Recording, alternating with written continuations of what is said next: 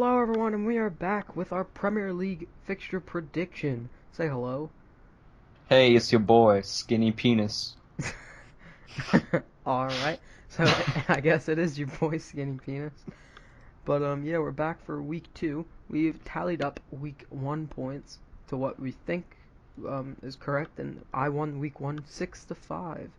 I mean, we both did pretty well there, in my opinion. Yeah, and the Leicester Hull result was pretty fucked in my opinion, so Yeah, we're not gonna count that. so yeah.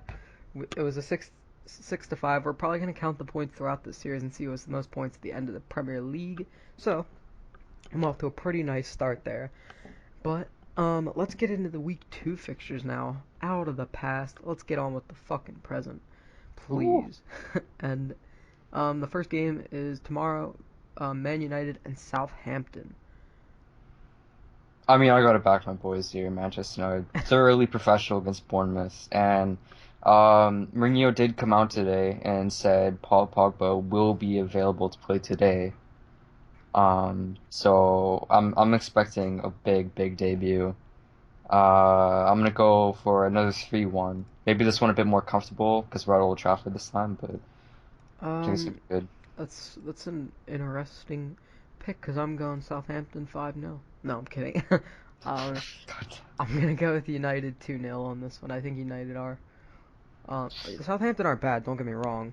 They could maybe pull off like a draw, but I can't see with all the money that Man United have spent.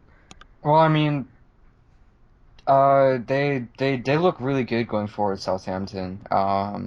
During the first match day, I mean, Tadic creating a lot of chances. There's definitely goals in that team. Hmm. Um, so it is possible they could pull off an upset, but I think you have to put your money on Mourinho Yeah, in this type of game. He likes to make his home arena a fortress. So yeah, definitely. And now we are on to the second game. Stoke City versus Man City. The battle of the cities here. Um, Stoke City clearly not impressing very much with a 1-1 draw against Watford. And neither Manchester City, to yeah, be Man City with honest. a 2-1 win over Sunderland isn't much better, but I'm gonna have to I go with honestly City. thought Sunderland were really unlucky that game. That Paddy their own goal. That was so unfortunate. They were getting pounded though when it happened. They had so many chances to defend off. I think it was a matter of time. Interesting fact though, Sunderland created more chances per minute in possession than City did. So there's definitely a lot of kinks to iron out on the City end. Yeah, I think City did show that the system is difficult and they need to blend into it. But I think the system itself is going to work. But I'm gonna have to back Man City on this one, 2-1. Let's see, I'm gonna say this is a draw because I That's a feel like bold this prediction. might be the type of game that Shaqiri and Arnautovic and those guys step up. It's a big game. And there's a lot of openings out wide, and John Stones isn't looking fully, integrated into the system, and Koلاrov's still probably gonna be playing as a center back. So I think some of the more creative attacking midfielders that Stoke have might have a bit of a field day, but I also think City will be able to do it on the offensive end, so maybe like a 2-2 draw. Very very intéressant. Now we are on to Tottenham versus Crystal Palace. Tottenham versus Palace. Tottenham, they drew 1-1 with Everton, and they did not look the better team in the first half. They looked absolutely shocking. And Crystal Palace in the first week beat, yeah, they beat, no, they lost to West Yeah, Brom, they lost actually. to West Brom. Crystal Palace are awful. That's why I'm backing Tottenham to win this one. Yeah, you have to go with Tottenham here. I just don't think there's any other option. I'm just curious to see if Harry Kane's gonna get dropped for Vincent Janssen because Harry Kane's been playing for about 2 years straight. He hasn't had much of a break, and he's looking really tired, along with a lot of other um, Tottenham players. But I think they do have the depth to rotate and still put out a top four starting 11. But I like to see players like Vincent Janssen, Wanyama, all these guys get to go, and I still think they have enough quality to get past Palace because Party's shit. So. Yeah, yeah, I'm gonna have to say at least 2-0, 3-0 for Yeah. Tottenham. And now we are on to Watford versus Chelsea. Watford versus Chelsea. Chelsea did get the win 2-1 over West Ham. They dominated the game, but they didn't take chances. To be fair to them, And then Watford got a pretty decent 1-1 draw against Southampton. That's why I'm going to predict this one a 1-1 draw. It was really interesting watching the way Chelsea played. I mean, they sit back, really compact, play narrow, and then when they break forward with the ball, they stretch really, really far wide. Hmm. Now Watford are going to be playing three at the back, so there may be gaps that Hazard and Willian, very, very capable players, can exploit. But I also feel like the fact that they don't have that much of a creative midfield. I mean, Oscar can do something sometimes, but he's not really top four quality in my opinion. And Matic and Conte aren't the most creative players Yeah. in their own right. So I feel like I'm gonna have to go for a really scrappy 1-0 win for Chelsea because I feel like Hazard might do something. Costa and Batshuayi are looking good together. But yeah. Yeah, I have the exact same feeling for how Chelsea will do attacking wise, but I do think that Watford can scrape a goal. But It's also worth noting that the two managers have history in Syria. Conte was managing Juventus, while Mazzarri, I believe it is, the Watford manager, yeah, was Napoli and Inter. So it's gonna be an interesting match. yeah, definitely. Then we've got West Brom and Everton. Pretty much West Brom beat Palace. Everton drew with Tottenham, so those two teams from the matches are now facing each other. But I am going to have to go with a 2-1 win for 2-0 win for Everton because Everton really looked good in the first week. Yeah, I mean, this is this is the type of game they have to be winning if Ronald Koeman wants to bring Everton back into European contention. And I think they're good enough to do it. So yeah, I'm gonna have to go for a 2-0 win. Yeah, definitely. I think Everton dominated the Tottenham game. They were unlucky to get a draw. And then we're on to Swansea City versus Hull City. Now, Hull getting a win, Swansea getting a win against Leicester and Burnley, respectively. I am going to have to say a 2-1 win for Swansea. Um, what Hull did was very impressive. A lot of players really, really showed quality that I don't think people thought they had. I mean, Snodgrass missed his chance to play in the Premier League with his horrific 15-month injury. When he got sent from Norwich City when Hull City were last in the Premier League. Hmm. Um, and he played really, really well. There is a big unity around the squad. Yeah. I'm gonna have to put this to a 1-1 draw. Hull City do have a bit of momentum coming up from the championship and also getting a big win against the champions. The first time the champions have ever lost in the opening day as well. Yeah. So I think it's gonna be a tighter game than people think. Yeah, I So think Hull are a 1-1. good team, and well, I don't think they're a good team. I think they're an okay team in some regards, but I don't think they can pull off another performance like that. I think it was, I don't even think they really deserved to win the Leicester game. Um, I think they were matched by Leicester, which was a poor performance by Leicester in their own right. But I don't think they're going to be able to replicate against Swansea. And I think Swansea are happy with the win against Burnley. And they're going to be on a little bit of a rolling ball here. And now we've got Burnley versus Liverpool. After the displays, very opposite games. Burnley in a 1-0 loss. Liverpool in a 4-3 win.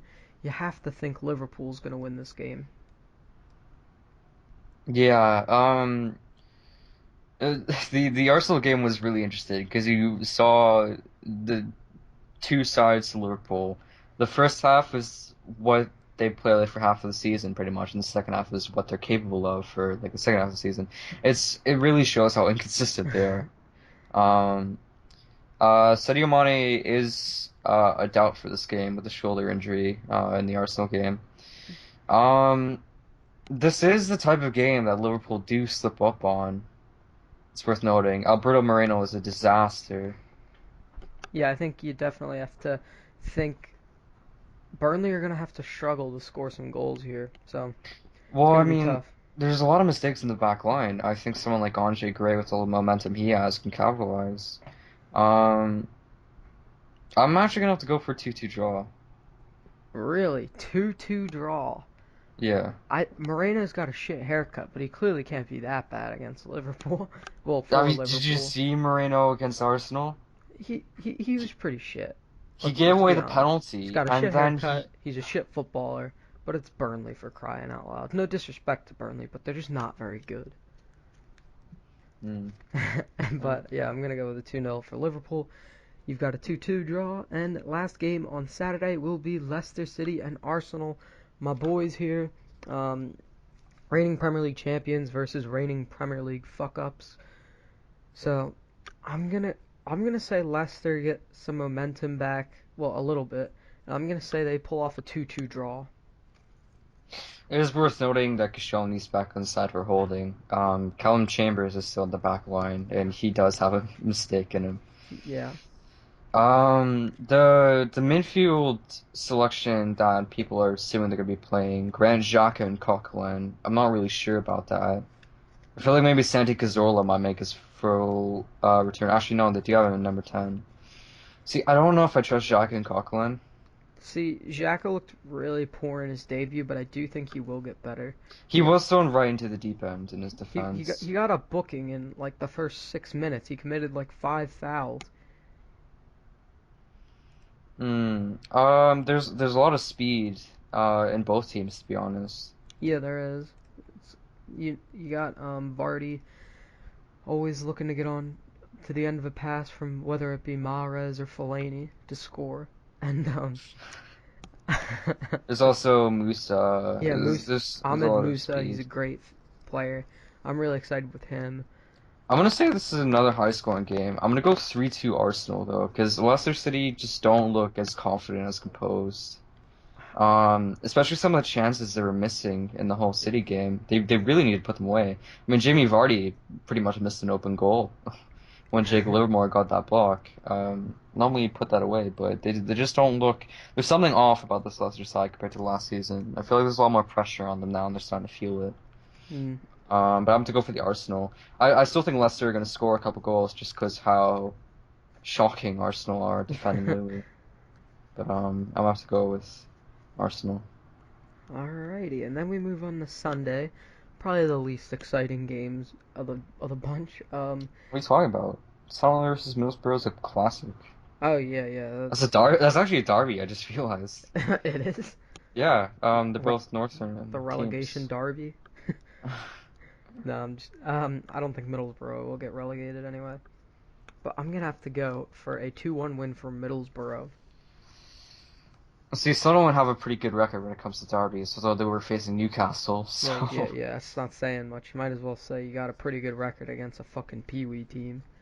I thought Sunderland looked really good against City, and they deserved more than what they got out of that game. I feel like they might be confident coming out of this. Middlesbrough also looked really, really good in the draw. It is at the Stadium of Light, which is worth noting. The atmosphere can be pretty intense during a derby. I'm gonna have to go Sunderland this game, actually. And yeah, so I'm gonna say Middlesbrough gets that win, but you never know with two sides that don't have much quality like that. And the last game of the Premier League Week 2 will be West Ham and Bournemouth. You have to think West Ham is gonna win this one. Yeah. I mean, they're still missing a couple key players, so you know, actually, I'm gonna have to go for a draw this game because Payet isn't ready to come back into full swing. I think he'll be on the bench. Ayew is injured after what happened in the Chelsea game.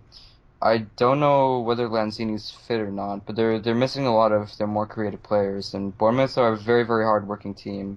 They actually ran. I feel like I'm not sure if this is correct or not, but I believe they covered the most ground last season with distance ran. Um, I think that sounds right, or sounds yeah, believable.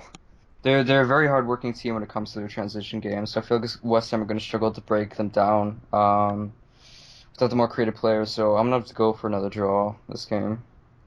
And I think West Ham they didn't look too sharp against Chelsea, but I don't think they're gonna stay that poorly for that long because they do have some good players. But without Payet, you have to think they're missing a little bit of magic. But Bournemouth, they could suffer from the classic second season syndrome and just not really show up too much in the second season. But Anyway, that'll draw our week 2 fixture predictions to a close. If you did enjoy this video, please smash a thumbs up on the video. Subscribe to the channel down below for more. And do you have any closing remarks, Gavin? Thank God for editing. Make me sound good. Anyway, we'll see you guys next time. Peace.